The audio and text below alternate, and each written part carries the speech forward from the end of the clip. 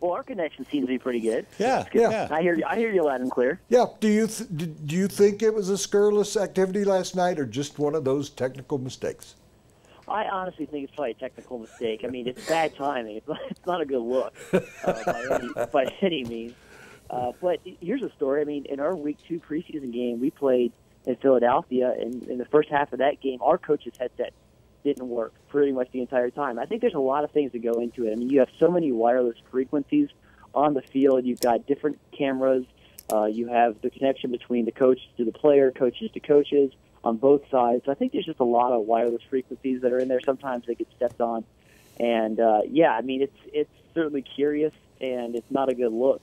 But it's just bad timing and another question mark, I guess, over everything there. Yeah, we're going to talk about the game on Sunday, Garrett. We appreciate you joining us, but it is a curious case.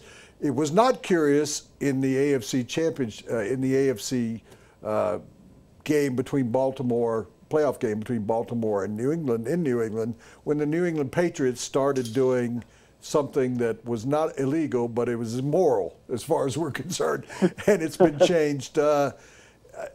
Going back to that game, did that kind of prove to you that the Patriots would do anything, whether it was dangling on the edge of illegal or they just want to do everything they can to have an advantage? I mean, that rule has been changed this year, of course, about legal receivers becoming illegal receivers. Right, and it was something that you hadn't seen before, really.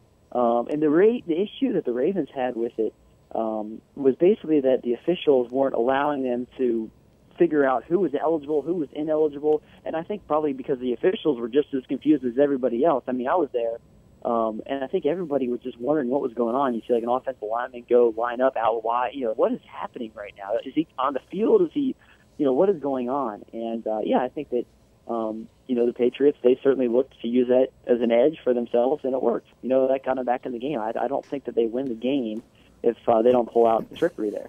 So it worked. Yeah, I believe for them. Yeah, I believe last night that the Steelers would have won that game if Tom Brady hadn't been at quarterback. So that game and the ruling by the judge has trickle-down effect to everybody. The Ravens are playing in the same division with the Steelers, and now have a slight advantage because Brady played in that game last night. Do you see it that way? Oh, yeah. I mean, absolutely.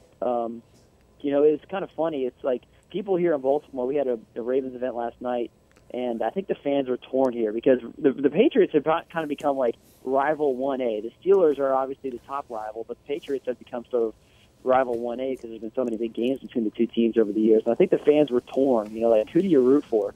But yeah, from the division standpoint, the Ravens certainly have a leg up now because the Steelers are dealt that loss, and it's a totally different game. I mean, there's no question about it. It's a totally different game if Brady's not out on the field. And I think from a divisional standpoint, that certainly worked to the Ravens' advantage because the Steelers are now 0-1.